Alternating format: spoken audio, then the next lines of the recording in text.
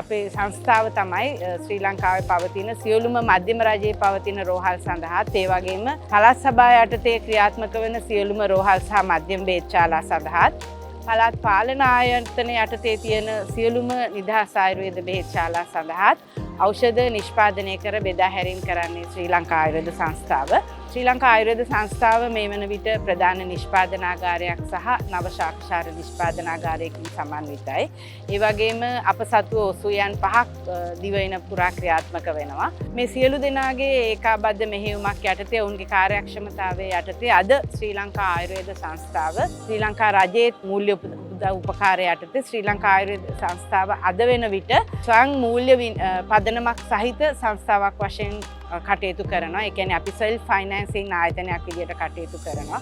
අපිට හැකි වෙලා තියෙනවා ශ්‍රී ලංකාවේ ආර්ථිකය සඳහා බදු මුදල් ලබා දීමෙන් භාණ්ඩාගාරයට ප්‍රදාන ලබා දීමෙන් ආර්ථිකයට දායක වෙන්න. ඒ වගේමයි අපි නිෂ්පාදනය කරන ඖෂධ සඳහා අමුද්‍රව්‍ය ලබා ගැනීමට විශාල සැපයුම් ජාලයක් තියෙනවා. මේ සැපයුම් ජාලය තුළ ශ්‍රී ලංකාව තුළ ජීවත් වෙන ඖෂධ වගා කරන්නන්, ඖෂධ එකතු කරන්නන්, ඖෂධ සැපයුම් කරුවන් ජාලයක් අප සතුව සිටිනවා.